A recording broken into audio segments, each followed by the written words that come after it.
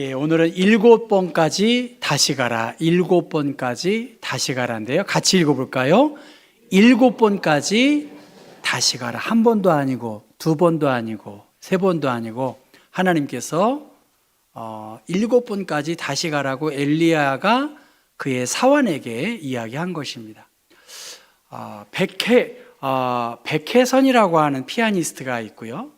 이 백혜선의 피아니스트의 선생은 러셀 셔만이라고 하는 오른쪽에 있는 저 교수라고 합니다.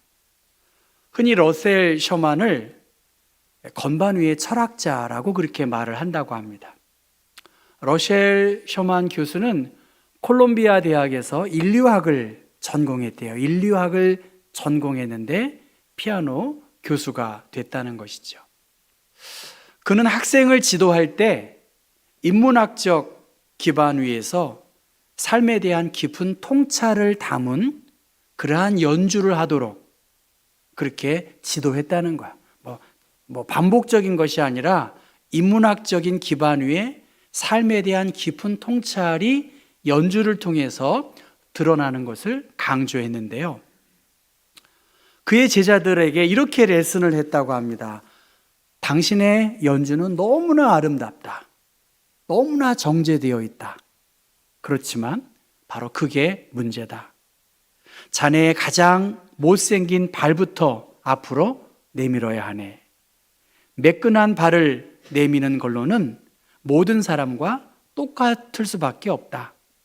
자네의 가장 못생긴 발이야말로 자네가 가진 가장 개인적이고 내밀한 구석을 드러내는 것이라네 라고 그렇게 하면서 쉽사리 칭찬을 하거나 용기를 북돋아주는 그러한 교수법이 아니라 수사학적이고 철학적인 지적을 통해서 학생에 나아갈 방향을 제시한 그러한 교수법을 사용한 것이 러셀 셔만의 교수법이라고 합니다.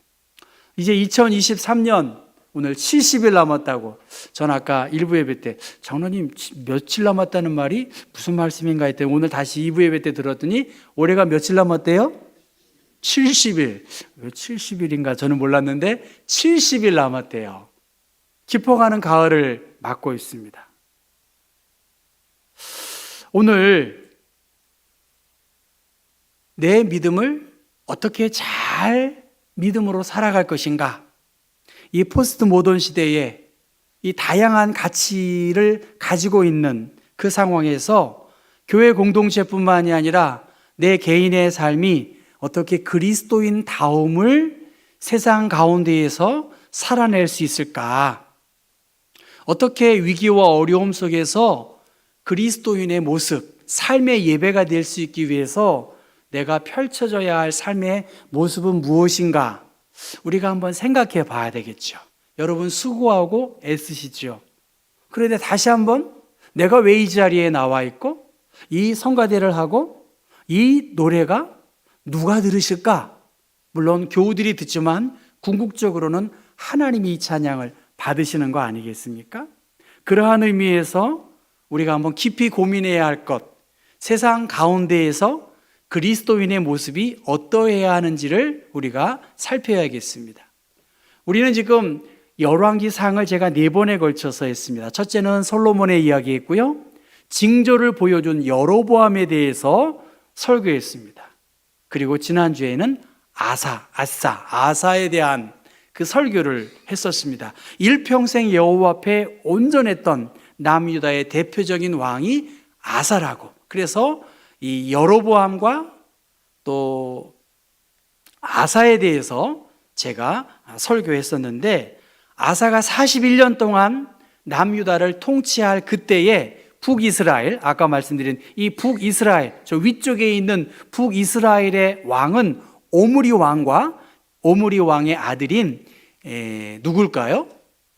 아합입니다. 아합이 북이스라엘의 7번째 왕인데, 역사가들은 아합이 가장 못된, 가장 악한 왕이라고 그의 시대를 평가하고 있습니다. 그는 22년 동안 나라를 통치했는데 바알 숭배를 도입하고 전파하는 일에 그의 역량을 도모했고 그 일을 도왔던 사람이 아합의 부인 누굴까요? 이세벨입니다. 시돈 사람의 왕 엣바알의 딸 이세벨을 아내로 삼고 가서 바알을 섬겨 예배했다. 이방 여인과의 결혼, 그리고 이방 여인이 가지고 온 그 우상을 섬기는 일에 아합과 이세벨은 최선을 다해서 애를 썼습니다.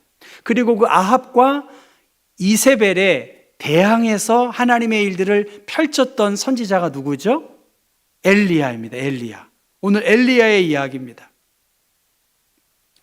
그러니까 아합은 사마리아 성에 바알의 단을 쌓고 아세라 신상을 세우는 일들, 그리고 공개적으로 바알을 섬기고 국교화하는 일에 열심을 내었습니다.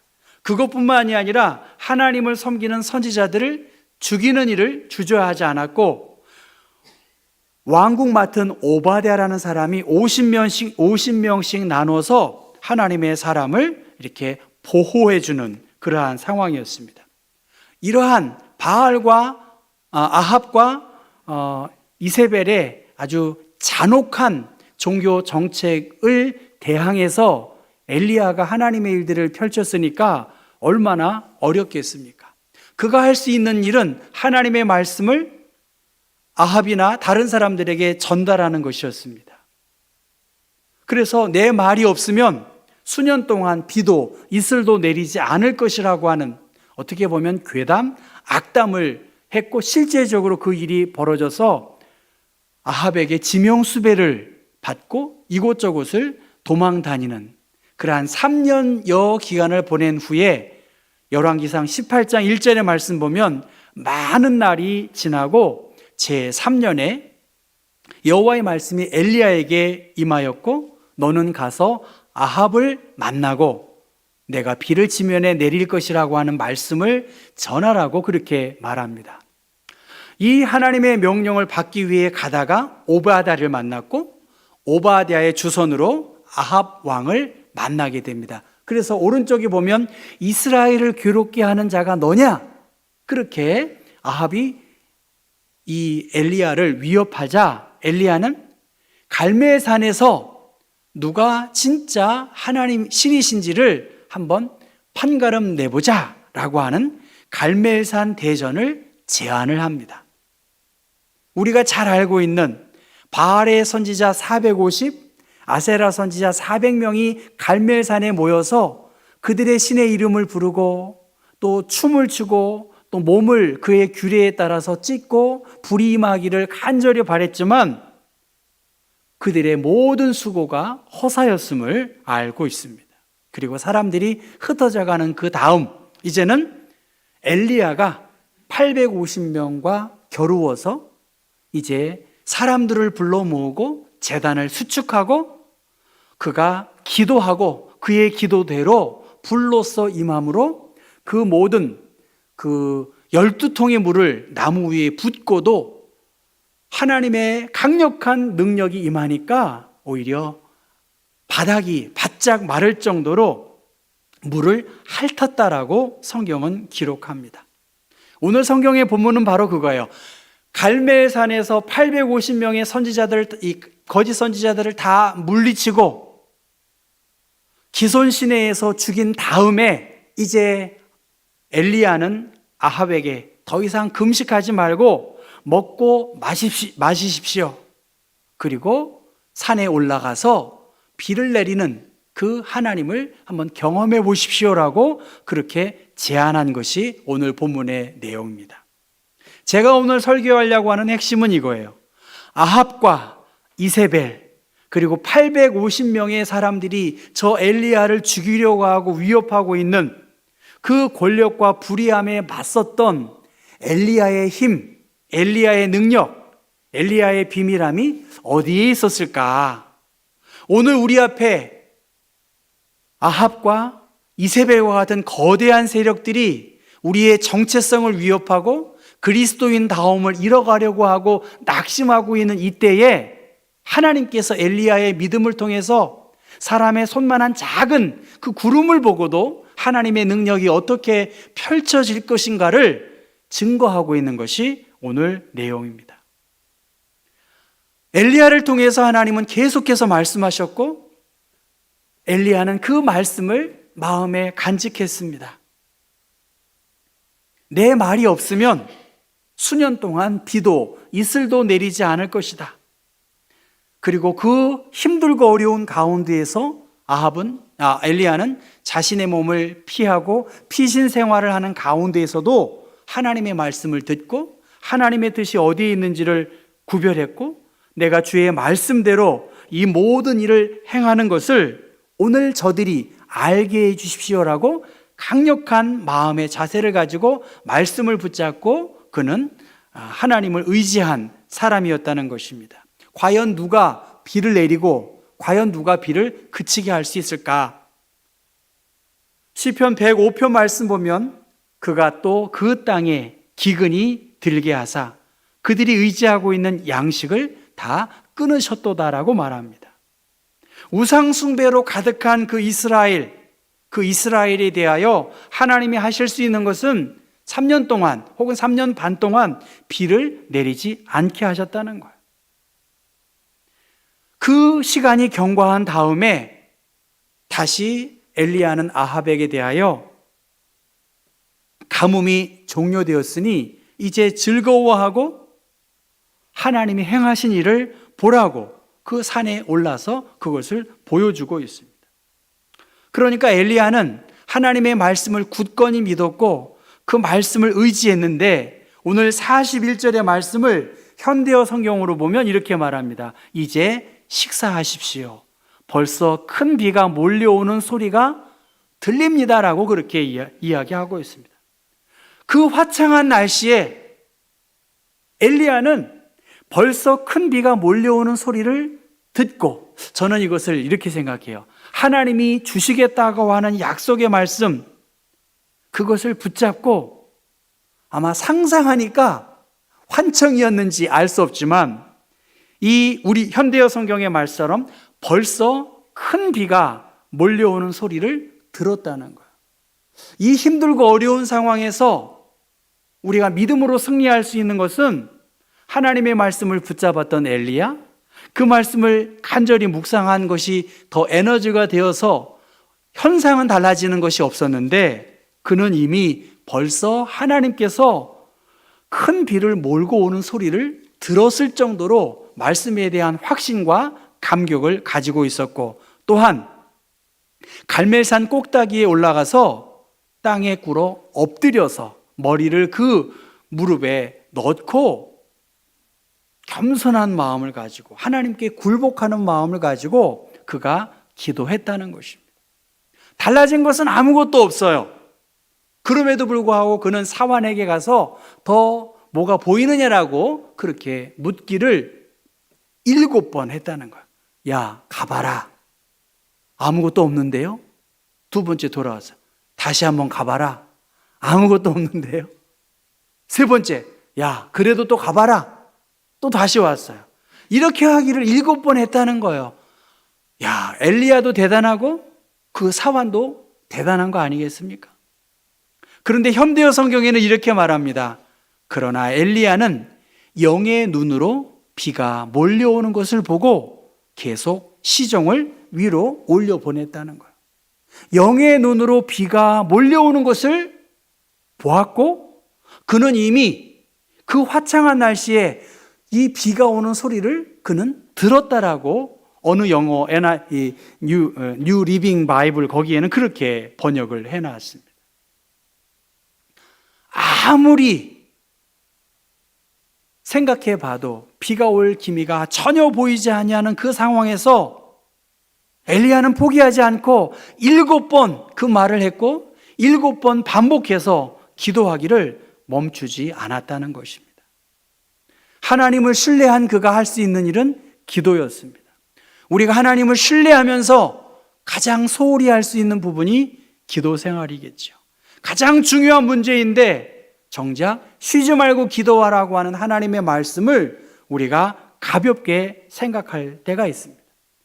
예수님은 많은 공생애의 기사와 이적을 행하셨지만 그러나 그것이 중요한 것이 아니라 그는 기도하는 것, 한적한 곳에 혹은 습관을 쫓아서 기도하셨고 땀방울이 핏방울이 되도록 그는 기도하셨고 제자들에게 시험에 들지 않도록 기도하라고 했습니다.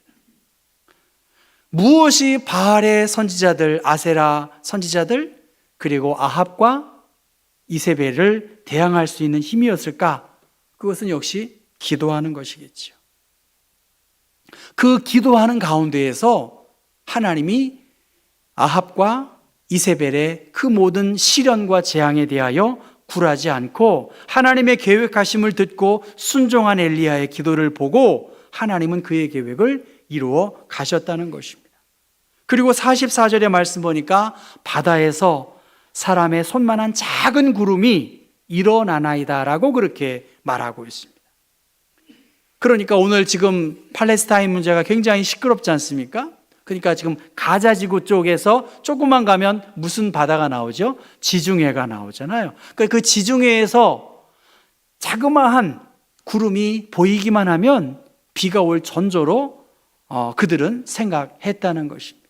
다른 말로 말하면 손만한 작은 구름, 그 작은 구름이 큰 비구름을 이룰 것을 엘리야는 바라보는 안목이 있었다는 것. 영적인 통찰력과 안목을 가지고 있었고 그 안목과 믿음대로 조금 후에 구름과 바람이 일어나서 오히려 마차를 타고 간 아합보다 더 빨리 하나님의 능력이 엘리야에게 임해서 이스라엘로 가게 되었다라고 성경은 말하고 있습니다.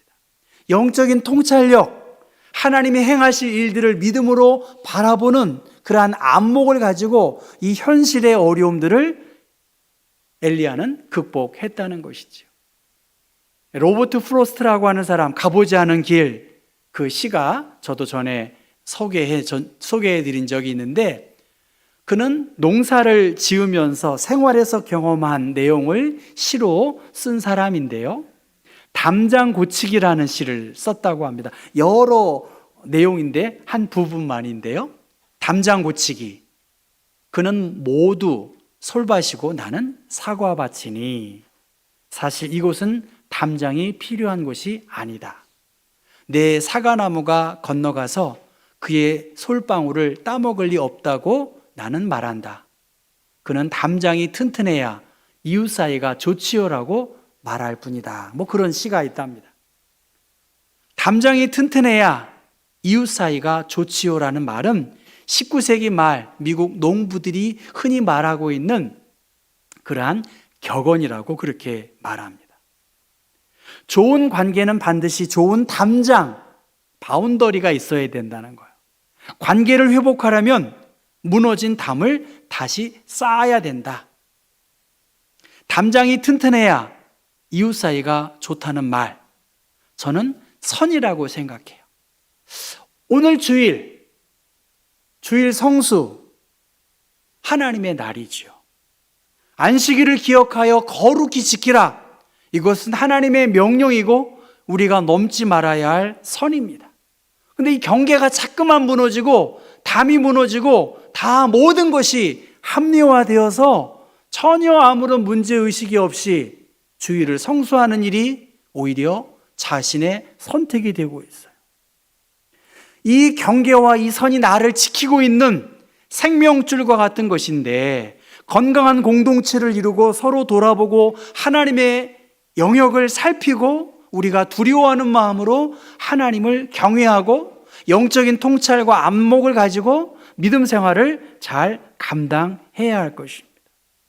선을 지키는 것, 성도의 본분을 감당하는 것, 부름의 사명을 잘 감당하기 위해 포기하지 않고 믿음으로 살아간 그 흔적들을 엘리야의 모습을 통해서 볼 수가 있습니다. 바로 그는 긴 기다림, 긴 인내, 믿음의 훈련을 통해서 하나님이 역사하시면 한 번 기도하니까 갈멜산에서 불이 임했고 오히려 7번 기도하는 것까지도 능히 참았던 이 엘리야의 모습을 우리가 살펴봐야 되겠습니다. 엘리야와 우리와는 다름이 없습니다. 성정이 같다라고 말씀했지만 그는 하나님의 말씀을 의지했고 또 무릎을 꿇고 기도하고 하나님이 함께 하심을 확신하는 영적인 통찰력이 있었기 때문에 여러 시험과 어려움을 능히 극복하는 하나님의 사람다움을, 그 기계를 우리에게 보여주고 있습니다. 교회 현수막이 붙어 있습니다. 다음 주는 종교개혁주일입니다. 그리고 11월 첫째 주일은 감사절로 지키고요. 세 번째 주일은 장로 임직식을 그렇게 지키려고 합니다. 엘리야는 갈멜산에서 하나님의 능력이 임하기 위해 첫 번째 한 것은 제단을 수축한 것입니다. 예배의 자리를 다시 새롭게 한 것이죠.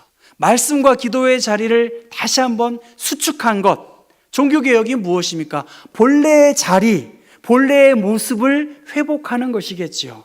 경복교회가 이제 70주년을, 내후년이면 70주년입니다. 저는 장로님들 70주년을 앞두고 있는데 무엇을 해볼까요?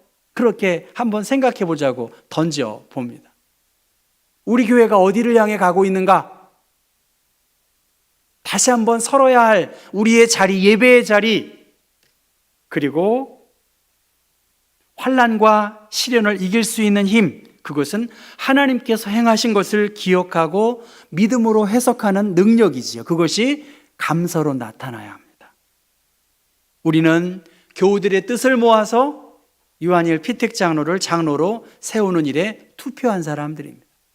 유한일 장로 무거운 십자가 지라고 장로 세운 거 아니에요. 함께 콜링, 부름받은 존재들이죠. 함께 이 십자가를 지고 교회의 교회다움을 이루는 일들, 그 부름을 위해서 하나님은 지금 우리를 불러주시고 있습니다. 그러한 의미에서 교회의 현수막은 우리의 신앙을 다시 한번 견고히 세우는 것, 그리고 감사로 하나님을 찬송하고 하나님의 부르심이 무엇인지를 살필 때, 비록 아무리 아합과 이세벨이 하나님을 믿는 사람들을 핍박하고 탄압한다 할지라도 바알에게 무릎 꿇지 아니하는 7천을 하나님이 남겨두신 것처럼 엘리야와 같은 신실한 사람들이 우리 교회 공동체 안에는 분명히 있다는 것입니다. 하나님은 그의 뜻을 이루기 위해서 적합한 하나님의 사람을 부르시고 부르신 그들에게 상을 주시기 위하여 믿음으로 달려가도록 우리에게 사명을 허락하여 주셨습니다. 바라기는 경계선을 다시 한번 살피고 무너진 하나님과의 관계를 회복하는 것, 그리고 내가 할 수 있는 최선의 모습으로 하나님께 영광 돌려서 정말 모든 것이 주님의 은혜구나, 하나님이 이 일을 행하셨구나, 우리의 삶이, 저도 그렇게 했어요. 야, 나도 언젠간 죽겠네, 이런 생각이 들더라고요. 여러분 그렇지 않습니까? 시간이 영원하지 않습니다.